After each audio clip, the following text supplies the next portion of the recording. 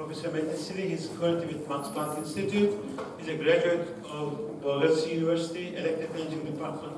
He graduated from same department, same school, same advisor, just a couple of years time difference.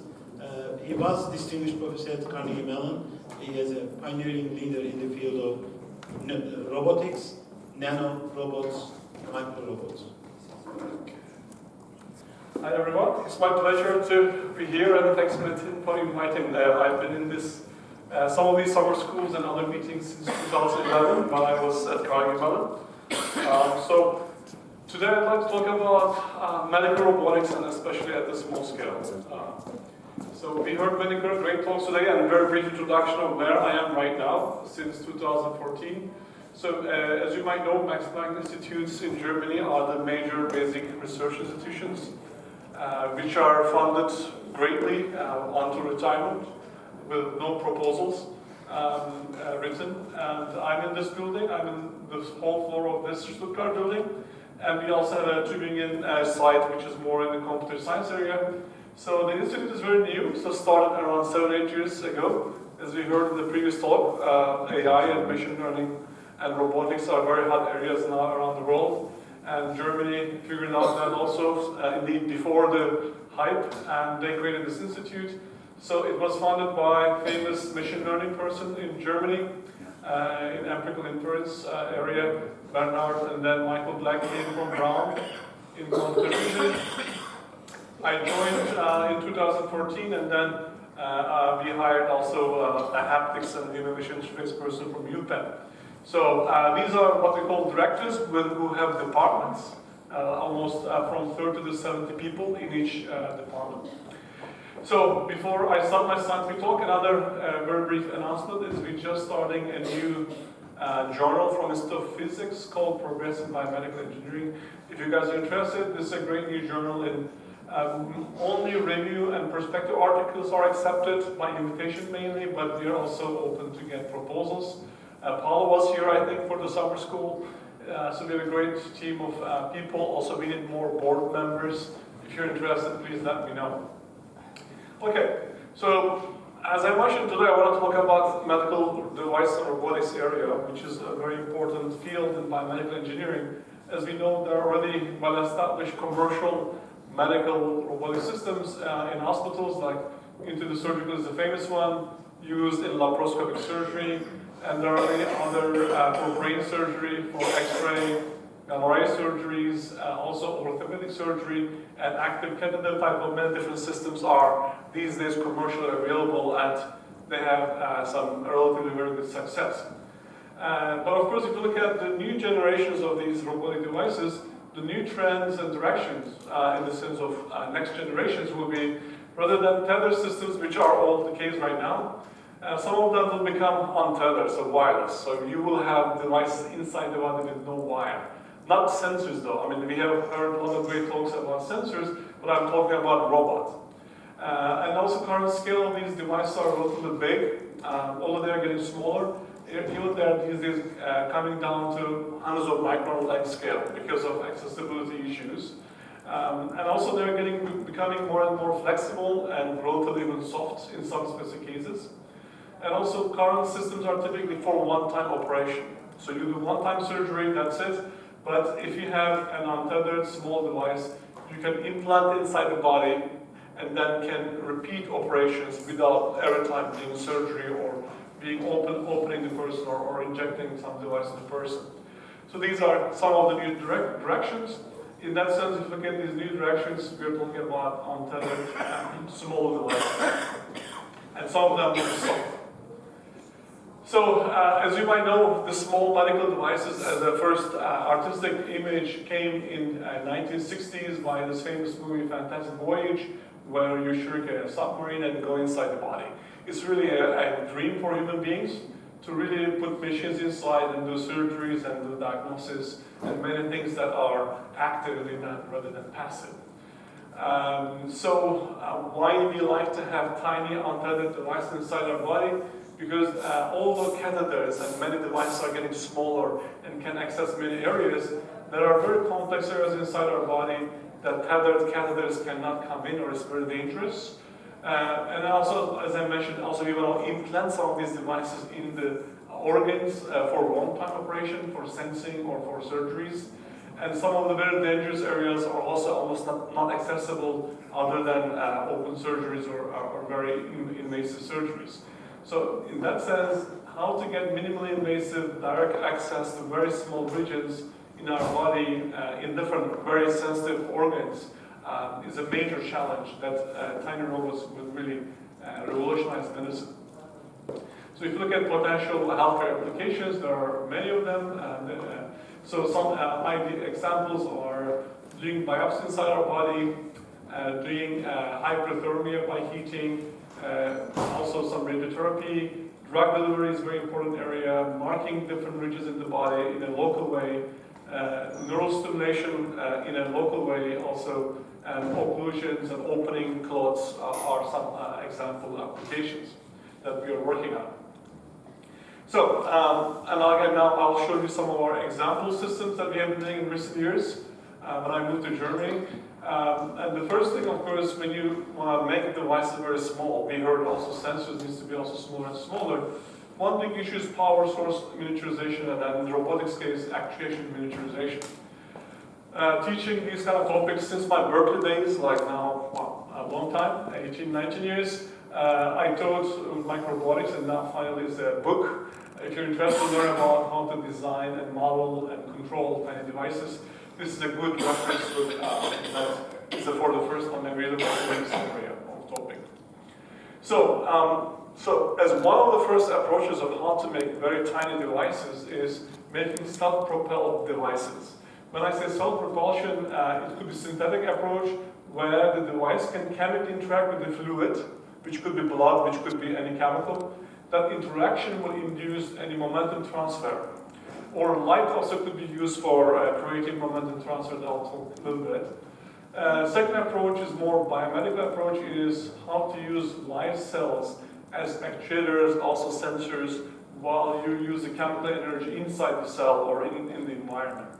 So these are two different approaches these days that can create a self-propelled tiny machines, which are in the micron scale, in the cell size.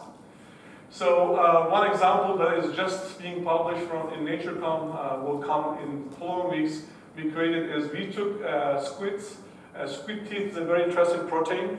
It's a biomaterial. You can extract it, and it is very well known nowadays. Protein properties is mechanically very robust. It can be engineered, and you can load it with some fuel and then also some drugs.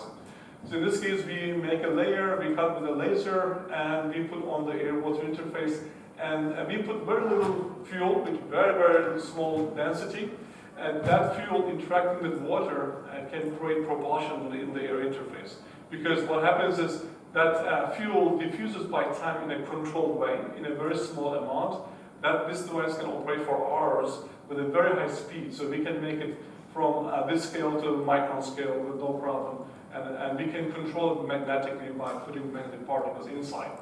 So these are examples of synthetic devices that are, in this case, chemically propelled in water, which is a fully biocompatible medium, by the way. You just need air or you need another fluid. So you need two fluids or air, like in the lungs or in your air access areas in the body. So another idea is depends on if you can get light penetration, like inside the eye and close the skin. You can make particles with what they call Janus particles, where in this case titanium oxide is the main particle with pores. And if you put a cap of gold, metal like gold, and if you shine UV light, photocatalysis will happen in water, and that photocatalysis will induce momentum transfer. That particle will start to move because of photocatalysis. Will induce electron transport, and that induces a current and then self-electrophoretic propulsion. So the nice thing is we can make this cap also magnetic, and we can fully remotely control its propulsion, and this is only 1 micron size scale. And with the porous structure, we can load it with drugs and many other specific chemicals that we can release in a controlled way in a target location. But the problem with light is, in many areas in our body, light is hard to access. You need to have a catheter with a light source, or you need to again be in a visible light type of area. So that's why it's a relatively limited source of actuation. But if you look at some other bio-cell-driven approach, let's say using bacteria, as you might know, as you all know indeed, bacteria are very high speed, well understood, E. coli especially, they can be genetically engineered. They are amazingly sensory, of course, cells that can detect chemical gradients, oxygen gradients, pH, temperature change. And as we know in our body right now, I have 1.5 kilogram of bacteria in my GI tract. It lives with us in a symbiotic way. Indeed, everyone knows these days, microbiota research is now very hot, that they are very important in our body in many different functions that we only thought about digestion, but besides digestion, they have also other functions. So we can take a real microbiota bacteria, and also we know that indeed the first idea I started this research was when I was at Berkeley. A Yale professor gave a talk about more than 100 years ago, doctors discovered a cancer, very indeed advanced cancer in the throat of a patient, fully recovered after the person was sick with some bacterial infection. And then that was the first case that was reported in literature that showed that some type of bacteria can attack and kill some type of cancer. And there are not many people working, and there are in human trials, but there are also, of course, challenges because they are also, of course, immune system doesn't like this bacteria. So you need to really do a lot of engineering to make them useful while you don't want to create side effects. So in our case, we took an approach of rather than using bare bacteria, we take bacteria and load them rather than just using their competition with the cancer cells. And also they call the immune cells to kill the cancer cells. We like to also attach them with cargo that we engineer ourselves. So this is a synthetic cargo or carrier that we engineer with polyelectrolyte-based multilayers. You can control the charge on the outside, which in this case is positively charged. And then we can put nanoparticles, iron oxide nanoparticles inside, and also drug is diffused inside. So in this case, looks robust for just demonstration. So as you see, we typically attach one bacterium. The issue here is how to attach cell membrane of the bacterium to the particle. That's why in this case we use electrostatic charge. And of course we cannot guarantee only one. Sometimes there can be more than one bacteria attached to the surface of the particle. So the concept is they are very easy to make, very cheap to make in millions. And then we want to load them into the body in the fluidic region where there's not much flow. And then magnetically steer them first, and then we turn off the field that the bacteria sensing will go to in a very precise way to the specific target using oxygen gradient, using hypoxia. So for that kind of demonstrations, we did very quantitative studies first in a very controlled microfluidic gradient systems using chemical gradient channels, microchannels with agar, so we can control exactly and quantify that our bacteria attached with the synthetic cargo can also do chemotaxis, and they can also steered magnetically because of the nanoparticles on the cargo. So these are very promising results for steerability and control of the cylinders. Of course, everyone knows that bacteria does chemotaxis, but what we don't know or what we didn't know was how they behave when they are stuck to some synthetic or other cargo, which is not natural for their behavior. So this is the first in vitro cancer demonstration of the bacteria using these type of bacteria attached particle systems. Of course, the best way to give a cell, let's say a breast cancer cell line in vitro, is inject the drug, doxorubicin. Of course, if you inject directly the drug, by time the injection will diffuse and will create, of course, death of the cancer cells, which is the red color. But the current state of the art is the particles, indeed these particles are used in drug delivery commercially. So the drug loaded these passive particles, if there's no bacteria attached to them, as we know also they will reach to the cancer cells by passive diffusion, and they will of course some effect by time and kill the cancer cells too.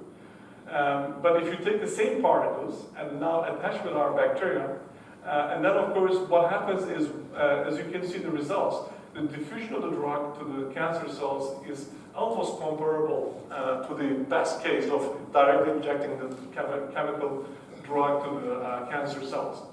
So the reason why we see a drastic increase in the drug diffusion to the cancer cells is one, first is, now rather than passive diffusion, now these are active particles which have diffusion constant 3 or 4 magnitudes order faster than any normal passive particle. So that makes the drug release very fast and very efficient. The second thing is bacteria create an acidic environment that also helps for the release of the drug in a more efficient way. So there are many mechanisms that the drug is released, and that way we can get a relatively much better efficient way of delivering cancer drugs to the breast cancer cells in this case. Another recent study is rather than using synthetic carriers, now we use patient-specific red blood cell. As we know, of course, the best thing is for patient-specific medicine, you need to take the biomaterial of the body, and red blood cell is the easiest thing you can get from any patient. From one droplet of blood, you can get millions of these red blood cells, and it's very easy and well established in literature that you can open the pores. First, you can get rid of everything inside, so it's a ghost red blood cell first. Then we can load them with drug of doxorubicin, and also iron oxide nanoparticles for many properties. And then you can also load them with other chemicals. So we also did the surface engineering on the red blood cell to create, using an antibody, and we engineered an E. coli that expressed biotin on the cell membrane, so that we could now chemically attach the bacterial cell membrane to the red blood cell surface using the biotin-avidin type of very specific attachment and very strong attachment. And now you can see that the attached bacterium to the red blood cell can be propelled and then even magnetically controlled from outside to deliver the drugs inside the red blood cell. So the nice thing about red blood cells, by evolution, it is very elastic, viscoelastic material, because it can get pass through microcapillaries in our brain, which is only 2-3 micron, and these red blood cells, are 6-8 microns. So in that sense, they're very deformable. We call them salt-bodied swimmers. And we can now propel with the bacteria, and the bacteria is pulling it to pass through very small gaps, which is very important for surviving in our microcapillaries.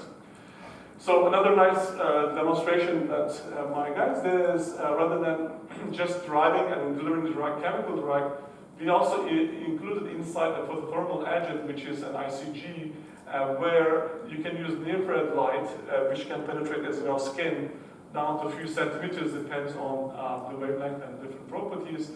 Then ICG is heated by the near-infrared light, and you can create relatively local high temperatures that will first explode red blood cells, so you will release the full drug, and the second it will kill the bacteria. So that way, at the same time, we have the full release of the drug and kill the bacteria for any side effect later, and also we can do hyperthermia in the same system. So these kind of multifunctional devices are becoming possible, and again, these are at a few micron scale cylinders. The current state of the art we are doing is, recent work is, now we are using plant cells, microalgae, because bacteria are great, and we know a lot about them, but microalgae are much more biocompatible. Immune response-wise, they are much friendly, and they are a little bit bigger and much faster. So they are even much faster than bacteria, so this is the real speed of the algae attached with our drug particles. So in that sense, this is going very promising, and we are also trying to do small animal experiments with these algae systems, also bacteria system both at the same time. But one big challenge is how to image these tiny guys. They are very small. So we make them swarm, so that's why we can relatively see them as a cloud of swimmers in your body that we can track remotely and control remotely. So the second main approach, besides making self-propelled microrobots, is externally actuating these devices.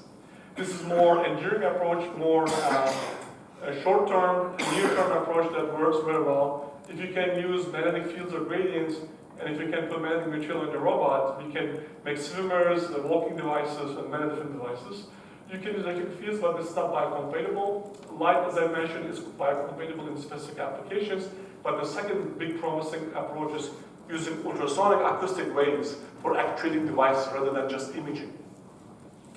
So I don't have time for our ultrasonic research, but I want to show you our magnetic actuation systems, because magnetics is a really long-range, untethered actuation method. As we know, MRI and many medical devices, our body is fully transparent to magnetic fields. and we can create very high force and torques in magnetic robots. So if you have a magnetic robot body, and depends on its volume and applied field, you can apply magnetic torque to steer it, or turn it, or you can use gradient of the field to pull it. Okay, so these are two ways that magnetic actuation can be used. The only problem with magnetic actuation is it works only in a confined space, which is fully fine for a medical application where human body is fixed. But if you want to have a flying robot, magnetic actuation is not a good idea. So one of the recent demonstrations we had as an interesting kind of application is how to open blood clots. As you know, blood clots are very dangerous, killing people in hours. Some of the blood clots can be opened with catheters, but some of them cannot be opened.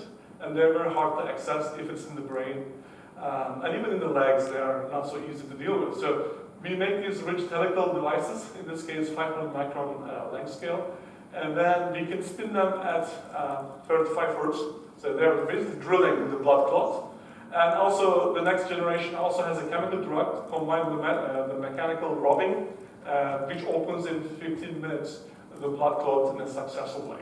So of course these are very preliminary work, and we use ultrasonic feedback, imaging feedback, to know what the robot is doing to open the clot or not, in this case.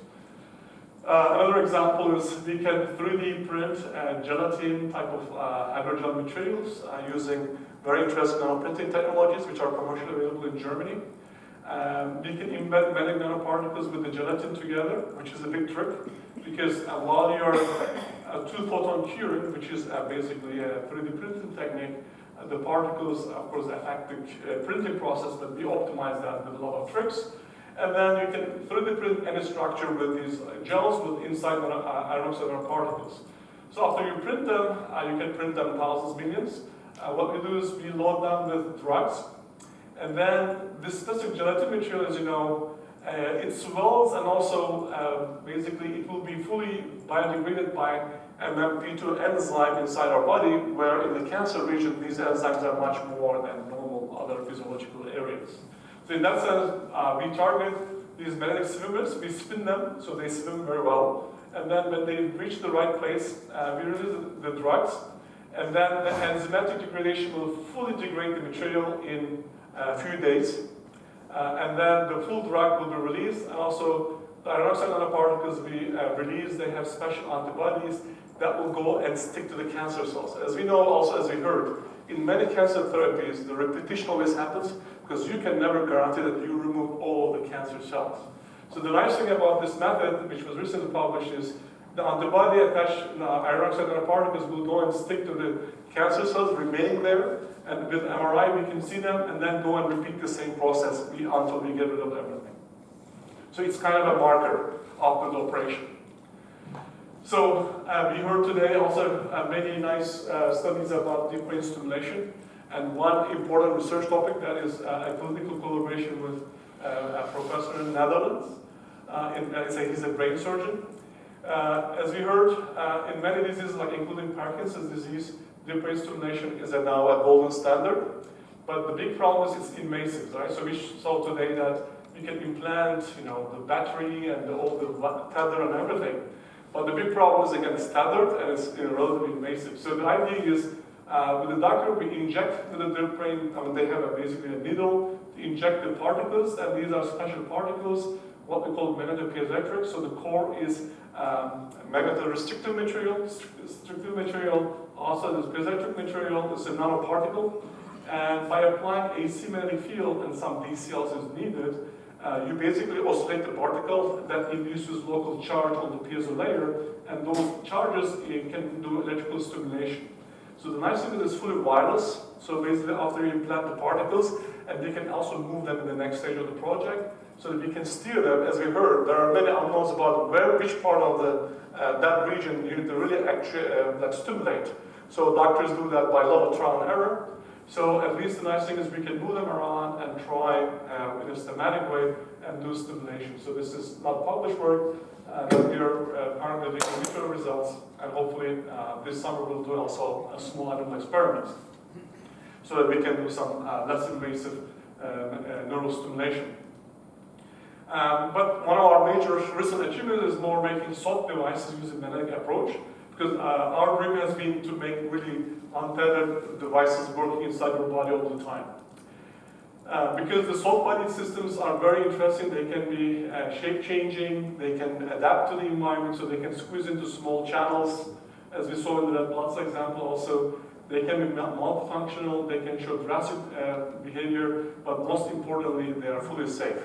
Any soft device inside your body, if it's fully soft, in the worst case, it can never damage anything. So this is the movie as you might have seen. So in that sense, one recent work last year was using soft-bodied magnetic elastomers to make very super robots that can work in very complex environments. So because we look at nature, in my group we do a lot of biological inspiration, and you can see a lot of these organisms are soft-bodied, but they can jump around, they can crawl, they can swim in a very elegant way and in a diverse way. So the idea was as a demonstration, we make a silicon rubber elastomer sheet, and we put inside iron boron is a hard magnetic microparticles, 1-to-1 ratio. First, particles are not magnetized. Then we roll it around a cylindrical rod, and then we magnetize in a high field, and when you open the elastic sheet, it becomes the specific waveform. Of course, this waveform is very important, because when you don't apply any field, the total average of this magnetic fields are 0, so the material behaves like a non-magnetic material. So it's water repellent, it's, in this case, rubber is biocompatible. So what we do is in these systems, we use remote magnetic fields like an MRI idea, which we custom design. And if you don't apply again field, the robot is straight. When you apply a small field in a specific direction, it becomes like a sine wave, or in another direction, it becomes cosine wave. If you apply larger field, but when I say large, by the way, these are millitesla. Millitesla is almost only 100 times more than Earth's magnetic field. They're very tiny, that's why they can be fused inside a deep region in the body. It can be U-shape or a V-shape. And then when they deform, they also have average now magnetic property of non-zero. That means also we can apply body torque. So we can apply body torque, or we can deform at the same time. That can create a lot of interesting dynamics. Because of time, I just showed you the overall combined video. The robot can roll, it can swim by undulating its body with a traveling wave, like a spermatozoid. It can dive, and it can also swim besides undulation. It can also swim like a jellyfish. It can go back to water surface. It can climb on the water meniscus using shape deformation. It's fully remotely controlled by, of course, doctor or joystick. And it can crawl like a caterpillar. If there's a 3D obstacle, it can also jump. These are all slowed down. And then it can, again, crawl like a caterpillar. And, of course, in the body, we have a lot of constrained environment. And imagine if you get into any small vessel, then the robot cannot walk anymore. It needs to change its body behavior, which we can fully remotely control. That will enable it to even go inside the constrained environment. So this is the first time a robot can do all these different behavior fully untethered way with different dynamics. Of course, to make it more medically viable, we just put it in a tissue cavity for just demonstration. Using ultrasound feedback, you can see that this is slowed down again. The robot is really fast. In 1 second, it can travel 10 centimeters. So it's really fast, but of course, for medicine, we want more precision rather than speed. And it can roll inside the chicken meat, and also swim like a jellyfish. And we can see it in real time with no problem. Because in this case, it's minuscale. So also the nice thing is, besides locomotion, the same robot, you can put a small pocket, you can put drugs or anything that you want to deliver at the right place. By specific shape change control from outside, we can open the pocket and eject our drug into the right place. So we can do many functions besides locomotion. Recent work, again not published, is now we can make a lot of other medical devices that were not possible before. And they are all, again, wireless. So this is the first time a cilia array. This is mini-scale demonstration that we can make it even smaller. As we know, in our body, we have many cilia that helps for fluid propulsion, and also brain fluid moves because of the cilia, and many other, also mucus layer, moves some of the dirt. So what is important is metachural waves are very important. That means there's coordination among the cilia. So this is a coordinated behavior, not random. Because of the specific phase difference of oscillation, they can synchronize with a specific phase difference. They bring the fluid, the other takes it, the other takes it, so that they create very efficient fluidic flow that we achieved recently. That was nobody was shown, but currently being submitted. Another exciting one, again, will appear in Nature Communication very soon, in the following weeks, is now we can also make more complex soft machines. This is the first time a baby jellyfish-inspired robot with the same size scale and also same morphology. So the robot is again untethered, swims like a real jellyfish. This is a baby jellyfish, only 3 meter size. And you can see the swimming dynamics is exactly the same. And of course, we did a lot of quantitative analysis with fluidic imaging and many other details. So this is the biological jellyfish, and this is robotic one, another type. We put in this case also some membrane because we want to clog some of the vessels I'll show you. And we can make it smaller, no problem. So these legs are magnetic with a special magnetic, again, non-uniform programming that we designed.